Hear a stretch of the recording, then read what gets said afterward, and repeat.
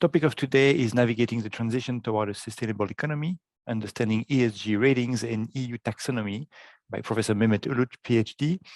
Before that, I will just quickly introduce the school. And so we are SUMAS, Sustainability Management School, a business school fully focused on sustainability. We deliver business degrees, bachelor, master's, MBA, even doctorate in business administration, but always focused in the sustainability field. So we have two campuses. So one is in Gland near Geneva, in front of the Lake Geneva in Switzerland. Another one is in Milano, so in Italy. We also have an online campus and even the option to do a hybrid campus, which means studying online, studying on premises, so either in Italy or in Switzerland. Some people even mix it even more, and by doing Milan, Lausanne, and online. So for those options, to contact us because we can give you the schedule and tell you how it works. This is valid for MBA, Masters, CAS programs, which are short programs, and also the DBA. Our academic programs are, again, comprised of Masters, Master of Business Administration, Certificate of Advanced Studies, and Doctorate in Business Administration. The shorter of those certificates is the CAS, which is 3 courses only. The longest would be the MBA, which has 9 courses in business fundamentals and 5 courses in a major. And I will just show you the major really quickly.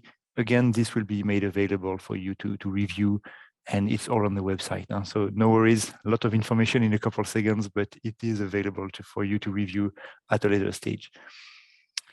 So we have sustainability management as a major, which is the wider framework, and then sustainable fashion management, sustainable hospitality management, sustainable tourism management, and sustainable finance and digital innovation, where Mehmet Uluğ, the professor that we are going to listen to today, is teaching.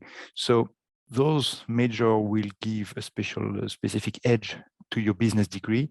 Again, this is a business school. We do business degrees. We focus on sustainability, but you can further focus in an industry or in a sector. So could be tourism and hospitality, fashion, or finance and digital innovation, or should you wish to do something that has a broadest framework, sustainability management, which does not focus you on one specific industry or sector, but allows you to work in different capacities across sectors.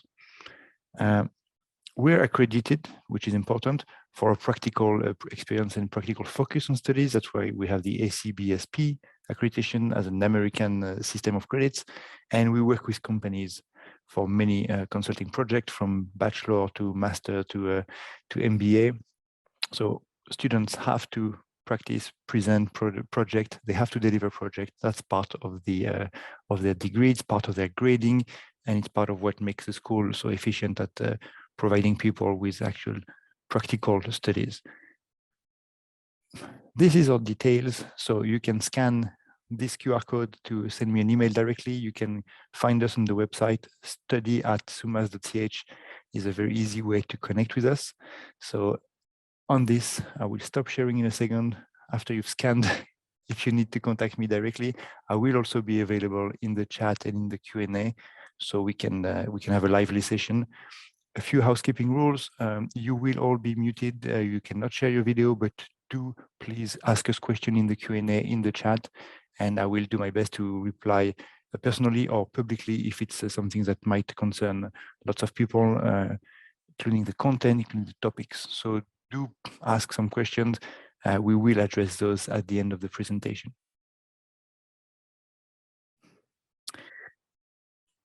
Okay, I will ask now the professor to unmute.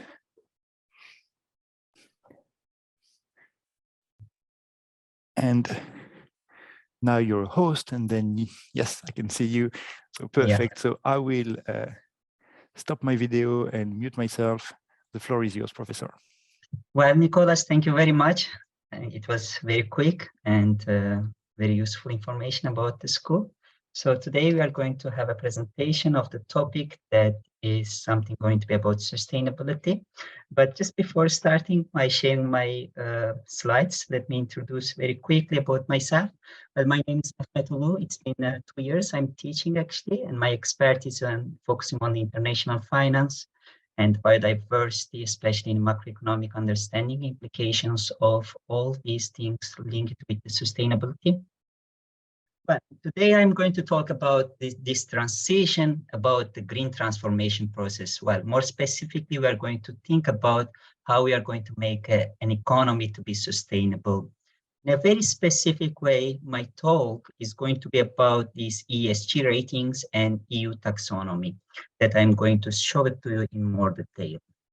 Just before starting, that there is going to be an introduction so that I can tell you more about the topic. So there will be some facts in line with the empirical evidence that to see the current trends and the developments in the field of the sustainable finance and the green transformation process when we were looking at the transition into a low carbon economy. And then I will explain to sustainable finance, which is really important because understanding sustainable finance is not an easy way to grasp, but we are going to make it first to understand what finance is and how we link finance to be as sustainable. And then we are going to be ready to understand how these ESG ratings came into the place and how the EU taxonomy plays a role when we are talking about sustainable finance. And finally, I'm going to conclude some remarks. So let's start. Well, the transition to a low-carbon economy entails the structural economic change, which affect practically all economic sectors, thinking about the big macroeconomic sectors, and also like focusing about actors and the players in these such economic conditions require an enormous amount of these investments or financial resource be involved in the financial sector in order to generate financial flows for the necessity of the investment projects.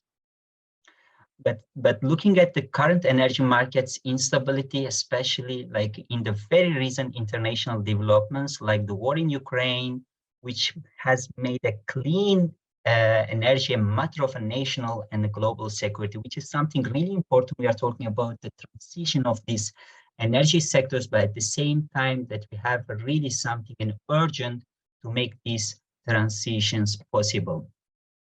But at the same time, we have these big threats like climate risk, like climate change, global warming, biodiversity, and all of them actually poses a significant investment risk. And it carries financial impacts that will reverberate across all industries and global markets, affecting long-term shareholders' return as well as economic activity. Now, this comes directly from the International Monetary Fund. Well, this is a picture that actually can tell us a lot. Looking at the current financial flows that we have in order to support the transition investments, we can see that actually it's a very low. The International Monetary Fund actually estimated these investment flows should be between 6 or 7 trillions, which is something way before that we can think about it. So we can see that there is a flow needed to maintain this 1.5 Celsius pathway that comes aligned with the Paris Agreement and all these international organizations. Basically, that we are able to see that the flows that we need for the transition progress, for the green transformation, transformation of the economy is something we need. It's higher than the current financial flows.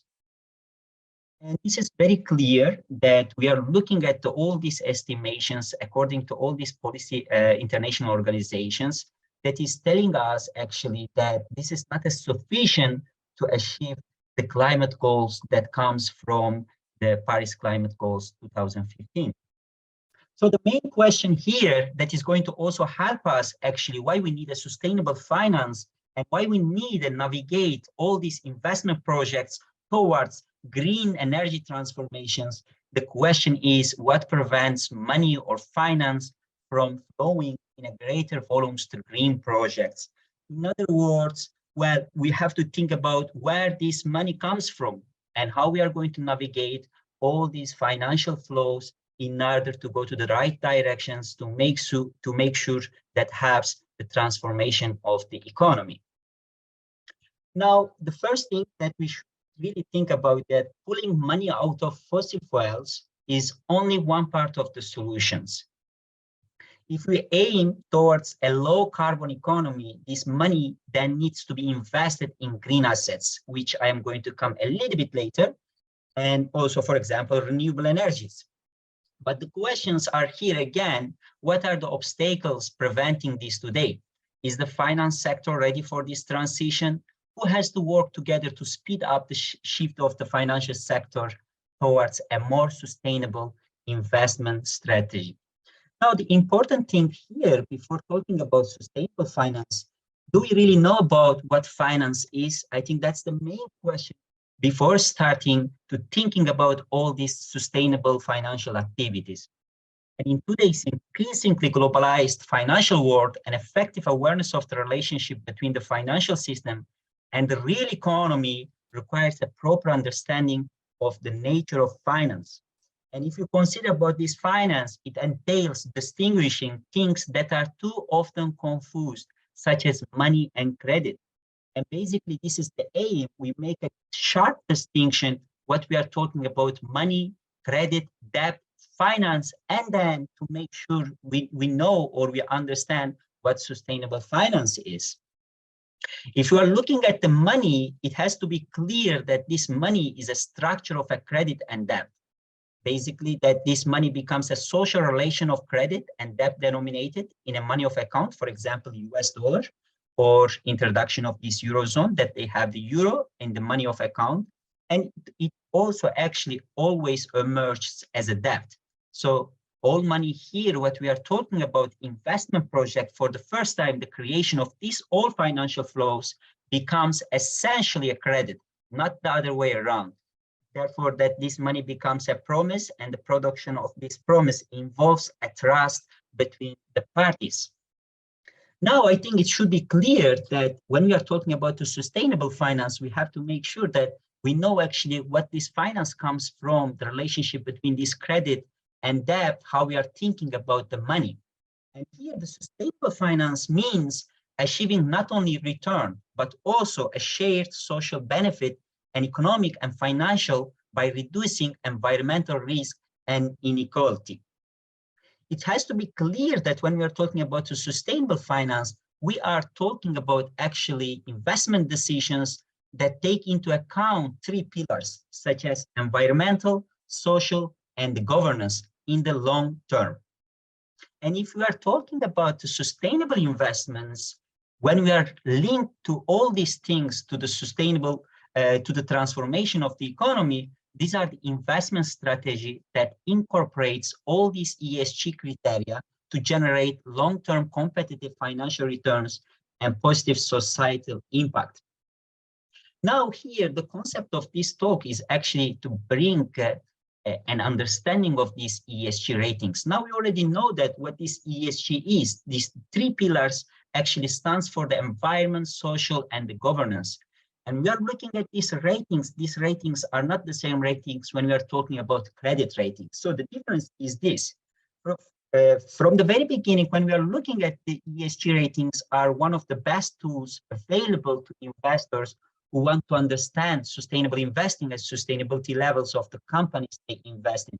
So it has to be clear that when we are talking about ESG ratings, we actually locate all these components of this ESG link with the investment and bring to make sure the non-financial firms, such as companies, the people that they invest in. And in the rapidly evolving the world of environmental and social and governance investing, these ratings are actually easy way for any of these people that they really look at the company, and if they want to assess a company's environmental and societal impact.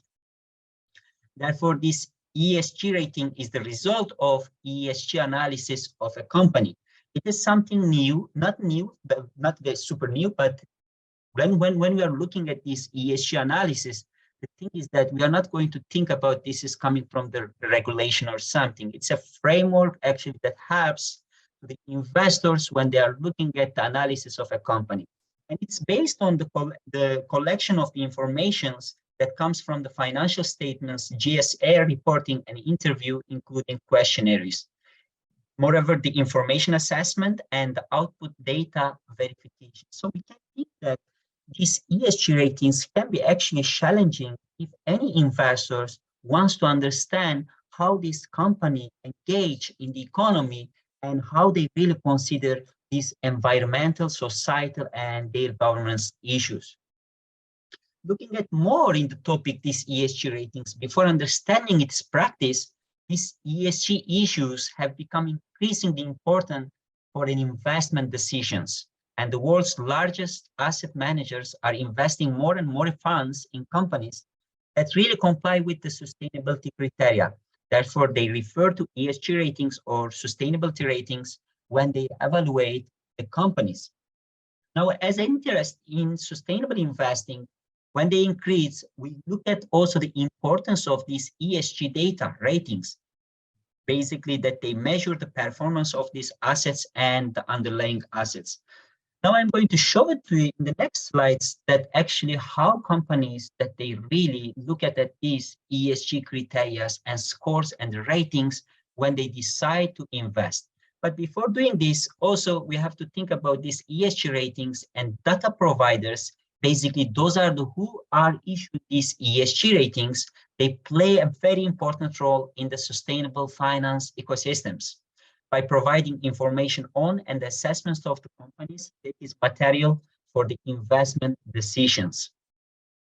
Now, looking at just the environmental, the social, and the governance pillars of all these companies, when we are looking at in more detail how they really link their operations and how they really link their activities with these kind of pillars, such as environment especially, we think that there is a growing interest here. And the numbers, it's clear. We saw that it has been estimated 35 trillion, more than 1/3 of the global total assets under the management. And we expect that actually the further rapid growth, it's going to be more. And looking at these ESG funds assets under management, this is the number coming from the Bloomberg, but there is also updated data. It shows that could exceed 50 trillion by 2025. And this trend presents an opportunity for investment managers and potentially for society as a whole. Now, this is an interesting chart that I would like to show it to you and to focus really here for the first time, especially the data come from very recent 2014. But when we are looking at the very beginning of these data generations, we see that the investment, well, the debt issuance for the fossil fuel industry is way higher than the green projects that we can see in the 14. Given the years that we have here, end of 2022, we see that for the first time, actually the green project, the debt issuance for the green projects increase, it exceeds the fossil fuel industry. Now we have to think about that all this debt issuance is actually linked directly to the finance, especially like global financial landscape, which is very important. We see that there is a complete change of directions navigating that all these flows actually away from the fossil fuel industry towards a green projects to be labeled with the sustainable finance. Now I would like you to focus on this big chart to see a big picture what we are exactly talking about in sustainable economy and to make sure where these ESG ratings are. Now on the left side of this diagram, you are going to see the issuers, those companies and the corporates that is actually issuing these ESG scores or ratings. We can see that this becomes a very conventional instruments at the end, but at the same time, in addition to these ESG ratings, there is also green bonds, green loans, and transition other bonds. So the focus today here, looking at these ESG ratings. And when we are looking at these ESG ratings, we are able to see that how they are actually linked, very good connected with the portfolio of these investors, link it with the ESG scores. Basically, what we are thinking about here, when a company goes through an ESG ratings, we actually expect that there is going to be an expectation to make sure that there is a performance of this company, especially ESG rating, with the performance of the company that investors look at.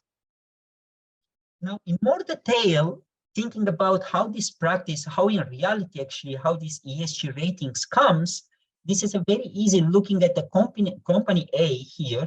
When they want to engage in ESG rating or scores, basically the first step for this company in the real world that to choose a framework. For example, this GRI, it's a corporate reporting. When a company wants to engage with the biodiversity or ecosystem valuations, they always go through and to undertake such reporting or the other ones. And then that after this reporting, basically the company is able to report something with the platforms. Now, currently that we have a couple of platforms, but Standard & Poor's is also one of these platforms, but one of the biggest one is MSCI. They are able to evaluate the company operation and the activities based on the report that the company is making. At the end of the day, these evaluations based on these corporations that they give their credit, and this becomes actually score and rating for this company A for the financial analyst. And if investor wants to look and if they want to invest, basically that they have something in addition to their traditional financial outputs or in additional traditional their financial credit ratings. Now this we can see actually there are many chains and the layers here. This is again looking at the previous picture is actually showing us there are several chain steps that when a company engage in a corporate in ESG ratings. Here again the issuers, this is the company when they would like to make the engagement of these credit ratings. So the financial intermediation chain starts from here when the firms that they rate the ESG issuers. At the end of the day, here the institutional investors, they are the entities with the fiduciary responsibilities to manage the assets, and the end investors, owners, who bear actually the ultimate reward and the risks. Importantly here, when we are talking about a company, and especially at the very beginning of the issuance of the reporting, the disclosure organization is very important. This is a reporting when we are thinking about the specific climate disclosures, and there should be some rules and requirements. This does not have to be legal rules. This does not have to be regulated rule, but it includes real exchange and the self-monitoring entities. It can include also regulators and the supervisors.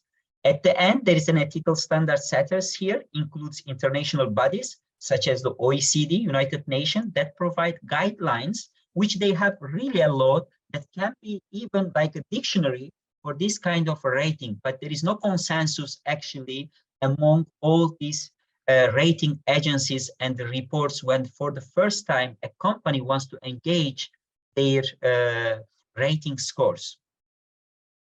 Just to repeat again, these ESG ratings are not the credit ratings. This is very important because in the financial systems, one easily can get complicated with the credit ratings, but they are not the same.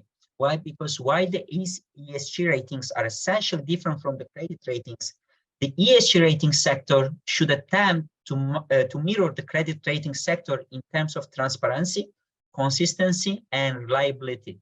So the general lack of these components in the ESG rating system merits closer scrutiny of the ESG measurements and disclosures and the methodologies. And if you're looking at these tables, that shows us that what is the difference between the credit rating and the ESG ratings. For example, if you are looking at the credit ratings in the financial system nowadays, they are all subject to regulatory framework. But on the other hand, when you are looking at the ESG ratings, none of them subject to regulatory framework. In the same way, if you are looking at the credit ratings all over the world, like for example, Standard & Poor's and Moody, and they have a clear definition of measurements, but this is not the case for the ESG ratings. The same thing that can be said for the defined ranking scale If you are looking at the ESG ratings, some of them actually that scales from the 0 to 100. Some of them can be starting from the A to the C or D. But here in the credit ratings, everything is very clearly defined, and we know actually when they give a credit on any financial instruments. Another thing that is also very important, and that's why these ESG ratings have a lot of criticism by the fact that there are not a comparable rating across providers in the ESG ratings. But if you're looking at the traditional credit ratings, which is completely clear, and you can see that there is a comparable rating across the institution that they provide. Now, understanding of this sustainable finance and link it with the ESG ratings can be really important for any company nowadays if they really want to consider the environmental issues. And if they really want to obtain, or if they want to issue a debt on the financial systems, these are really important tools when they are making their activities to consider the nature itself. But looking at the EU taxonomy, there is a clear, actually, it's a policy ecosystems when we are looking at the practice that comes from the ESG ratings. Because the ESG ratings, it's part of when we are looking at the financial ecosystems and how they came to on the financial systems when they try to engage their activities to be much more sustainable, to be correct, to make a finance much more sustainable. On the other hand, looking at the EU taxonomy regulations, it describes a framework to classify green or sustainable economic activities executed in the EU. So this is something regional, thinking about this European Union, but there are many other countries that they actually make a lot of taxonomy in line with this EU that came for the first time, that we are linking with all these activities to be sustainable, especially company activities. So the EU taxonomy creates a clear framework for the concept of the sustainability, exactly defining a company or enterprise is operating sustainably or environmentally friendly. It considers an economic activity to be sustainable if it contributes at least to one of these objectives without at the same time causing a significant harm to any of the other objectives. So they have the 6 objectives here. There are not only this about the global warming and the climate change. We can see actually in the 3rd, 4th, 5th, and 6th, for example, they consider about the biodiversity and ecosystem. This is very clear, and this is very important because we should not sustainability and sustainable finance just to link with the climate change mitigation and the climate change adaptations, considering about staying away the fossil fuels, but also we have to really think about an economy to be completely transformed in a way to be a circular economy, and also to consider an economy that really consider that the biodiversity laws and ecosystem services.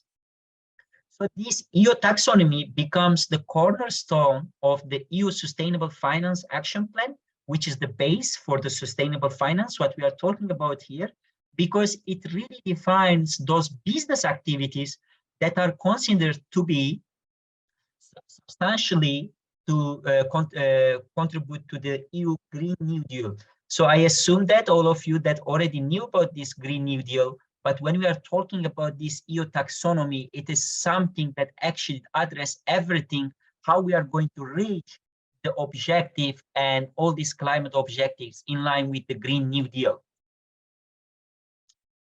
So I'm almost finishing basically, but this is really important to also to explain in more detail when we are talking about the EU taxonomy and how we link with the sustainable finance. If we are looking at the EU taxonomy, there are 6 environmental objectives that I already showed it to you. Now, looking at this climate change and adaptation and mitigation, it already actually gives 80% of Europe's direct greenhouse gas emissions reductions, which is really important. But if any company really wants to undertake the EU taxonomy, whatever the operations that they have, if they want to make the align with the EU taxonomy, there are 3 the points that they really consider this. The activities of these companies must substantially contribute to one or more objectives. The objectives, I already showed it to you that there are 6 objectives here. If the climate change mitigation or transition to circular economy, sustainable use protection of water, marine resource, or biodiversity and ecosystem issues. Another point that is really important for the companies, if they want to make their operations to be aligned with the taxonomy, do not significant harm actually thinking about whatever they do, it should be aligned in the restoration of the nature. And thirdly, which is also very important, meet the minimum social safeguards. Now I'm going to show it to you actually what exactly what we are talking about. If any company in Europe, for example, that they want to make their operation to be aligned with the EU taxonomy. Now, this is the business case for the EU taxonomy. This can really help us what we are talking about, the theory behind of this EU taxonomy and how we can connect this to the practice of the real world. Now, thinking about a company again here, if they wanted to make this alignment with the taxonomy, they have 3 different points, and they really should meet all of them. The substantial contribution, again, the do no significant harm, and meets the minimum social safeguards. When they are able to actually answer these questions in line with the EU taxonomy, they are able to issue for their screenings to make sure that they're eligible for reporting and the screening. At the end of the reporting and the screening, and these companies are able to show that their activities by a numerical, which we are talking about by a turnover. For example, in the example of this, we are able to see that they are eligible for the screening here within the threshold, and they are eligible for the screening when we are talking about the heat cooling using the waste heat, and the turnover is 30.3%. And using this turnover, we are able to see that this company can actually be aligned with this EU taxonomy, and their score for this EU taxonomy, it's a 33.3 of the turnover, which is taxonomy aligned. Now, this is something that how we are going to make this taxonomy and the company engagements with the sustainable activities and in line with this EU taxonomy that they have, how they consider in their investment portfolio. Now, thinking about an investment portfolio, this is not an easy thing for any investors, especially when you are looking at a company, if this company is based on the subjective way of looking at their operations, how they align with the consideration of this environment. So this can be biased by the fact that because these reporting agencies can be varied, even though these investments or investors looking at their company operations, including their turnover that comes from these EU taxonomy alignments, investment portfolios still can be very challenging. Challenging in the sense that you do not have direct statistic or direct quantitative number looking at other than these turnovers, because this turnover basically coming once you are able to identify the business impact and the dependency on the natures. At the end, the response of this company looking at putting these questions and trying to obtain the answers through this turnover comes from the EU taxonomy. It's very easy looking at the 3 companies here. For example, let's think about 25% of the portfolio that they are looking at the turnovers that come aligned with the taxonomy. It's able to actually to show them for each company. We are able to see that how actually this can be changed. Looking at the companies there, they have this 50% of portfolio and this 25% by the fact that the questions went at the stage of screening for the EU taxonomy alignment. Now, I would like to conclude here basically that what we are trying to here to make a recap and all this finance and thinking about the macroeconomic sectors, it's really that they are very interlinked to each other. I think it's almost impossible to think about finance without thinking about a big macroeconomic understanding of what's going on. But bringing finance linked within sustainability issues to make much more green this ESG rating and investing becomes something really important when we are trying to bring the concept of the sustainable finance. And we see that this is something early, but we see this shifted from the early stage of the development toward to be a mainstream finance. But looking at these ESG criteria and these components, that pillars that they consider environment, economy, social, and the governance issues, the ESG ratings, which are applied to companies nowadays, representing 80% of the market capitalization so far, which is a really, really high. This means that it's a promising research area, or is promising area that actually any investors or any company, if they are behind of this trend, they should be really able to convert or to make sure to modify their framework that they consider these ESG ratings. And if they do, we can see that they are able to incorporate their long-term financial risks and opportunities in investment decision-making processes. And looking at this sustainable finance, we see that actually this EU taxonomy is something really important, and it becomes a really cornerstone of this financial flows and financial sustainable finance. And it becomes really referred to environmental profile, aims to define which investments shall be considered environmentally sustainable, and providing a framework that will be integrated through delegated acts, including a technical content, specifying the various environmental objectives, such as climate change mitigation or biodiversity loss. But these are just the two that I'm talking. We see that actually there are many other components that they really consider when they make sure a company engage with this EU taxonomy. The framework may reduce the discretionary approach in the assessment of this ESG. As I already mentioned, there is a lot of critics about these ESG ratings. So if the framework is really well adapted and modified based on the framework that the company wants to undertake, that can really help and to improve these ESG ratings, especially the issuers, these agencies, which would, however, continue to have a certain importance in procuring ESG information on companies cataloged with the standards imposed by the EU. But just want to remember and to remind you again, the taxonomy is a dynamic, sustainable transition, and it's a science-based.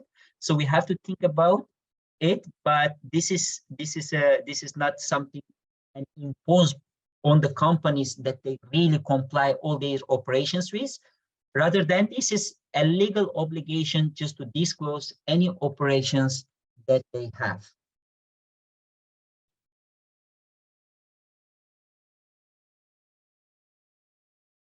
So here, all I have, I would like to have, if you have any questions, and I would like to discuss more with you, if you would like to ask more, to clarify more points on these topics.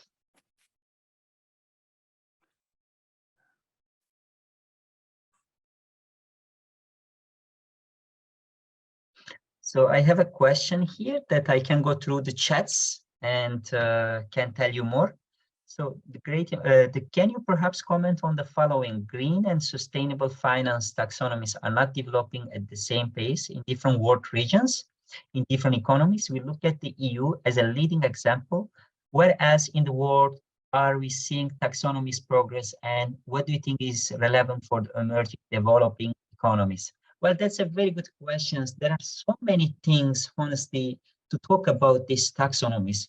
I would definitely consider that EU taxonomy is something leading in the sense that if a country nowadays, regardless either emerging or developing economies, that they really take this as a base, as a reference guide for their economies.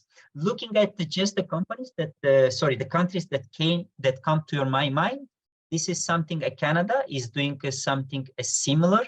Some people say that the Canada was already doing this taxonomy, so the EU was much more comprehensive, and it really considered many aspects. Another thing which I already mentioned, that why this EU taxonomy is important, because the EU taxonomy is the cornerstone of the Green New Deal in the Eurozone. And if you think Green New Deal, in order to reach all these objectives that comes through the Green New Deal, basically we think about the European Union has this EU Sustainable Action Plan. So in this action plan, if you really want to comply all these objectives, basically taxonomy is that should be in line with all these companies that they would like to link their operations to be sustainable. And if investors wants to really look something that they really consider this taxonomy. Any other questions? So I would like to talk more if you have like any other issues, so we can clarify more issues. I just would like to say that participants can actually fill in a question in the Q&A, and there is one now, and okay. I will copy it in the chat so everybody can see it. Yes, please. Just 1 second.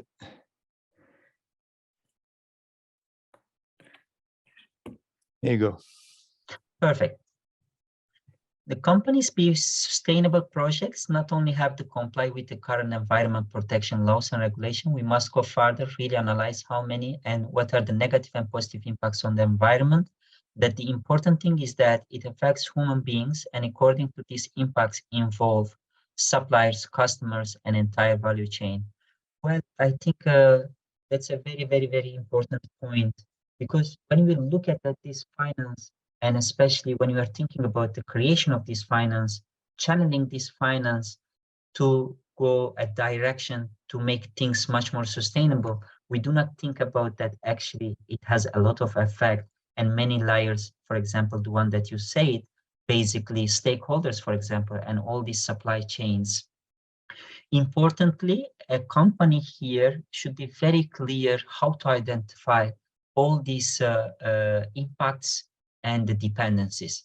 I think once they are able to identify clearly their impact on the ecosystem services and their dependency on the ecosystem services, they should know that actually whatever they do is not going to be something sustainable unless they make measures, which is very important. But reading the questions basically gives also the answer through the informations that actually, yes, that's correct. It poses a lot of serious problems on human being, which is, I think everybody is going to be agree with that. And but the problem is that we see that this kind of developments, basically, I wouldn't say that it's new, but it's still developing. So there are countries that they are very behind, like there are countries that they are way before trying to implement all these tools, helping to the companies, and especially I'm talking about the big, large companies, to make sure that they are able to identify and address all these risks that they come and it reflects to the human being and the society as a whole. Oh, perfect. So this question, I didn't go in more detail. From another participant that comes this question, what does taxonomy mean for a smaller companies? I think there is no clear distinction if a company should be big or small, if they want to undertake their operations to be taxonomy aligned. One thing is important for small companies, that small company is going to have a difficulties actually to address the questions that comes from at the very beginning, the stage, which is a screening, because they won't be able to identify exactly their impact on the nature, given that they have very small way of doing and the harm. So, but I think the taxonomy is well in line for the big corporation, especially when we are thinking about their operation includes several stakeholders. Their operations can have a lot of reflections on the natures, and basically their dependency on the ecosystem services. These goods can be environmental and non-environmental goods as well. But as I say again, just to make it clear, this taxonomy is not something that goes that can apply for the small companies or big companies. Basically, it's a framework that can go for all companies. For small companies, that is going to be a little bit difficult to challenge with their data to make sure that they are aligned or not with the taxonomy. So we have another questions. The question is this: how should we interpret the taxonomy compass if the industry activity is not set in the current list through the NECA system? Again, so when they, for the first time, when they introduced the EU taxonomy, basically they had this timeline. The timeline was ending January 2023. So at the very beginning of this progress, they were not able to translate all these issues, and looking at the taxonomy compass, for example, looking at the industry activity, if it is listed in the CE systems. Basically, we have to check if in the very recent version of this EU taxonomy, which I assume that it's already come out, because we have to really look at that very last updated version of this EU taxonomy, which is exactly this month, and to check if they really consider or not. Otherwise, I think I'm not going to have something more on this issue.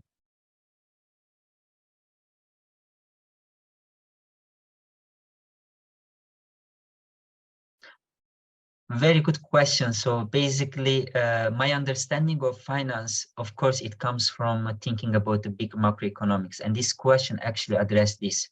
If you are looking at the COP26, it's a very clear message. All these developed countries, they made a promise, they gave a word that they were going to help to these underdeveloped countries, especially the countries that they are not able to finance in the face of this global risk that we are talking about, the climate risk, and especially the physical risk.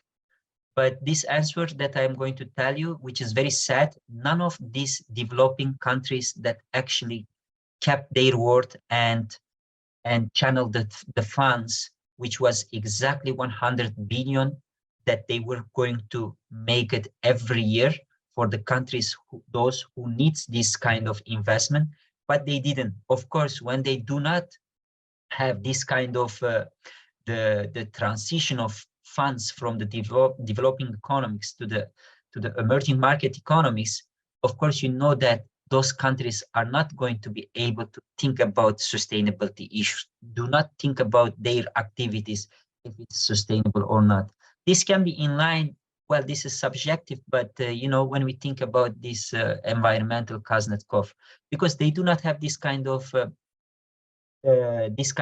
awareness of consideration about the economy, since they really have a lot of problems in order to make sure the production system works. They are even thinking about reaching or obtain basic needs.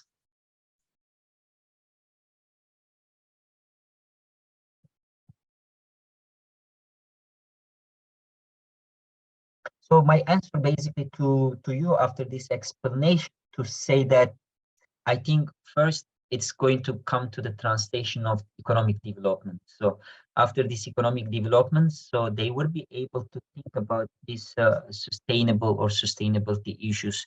But the problem is that this finance is not there yet. And they have this big risk that comes from this physical risk from the global warming and the climate change.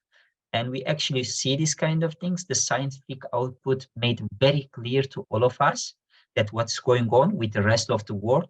That's why when we are talking about the transition or navigating, we should think about a fair transition. So transition not just for a part of the world, but transition for also the rest of the world.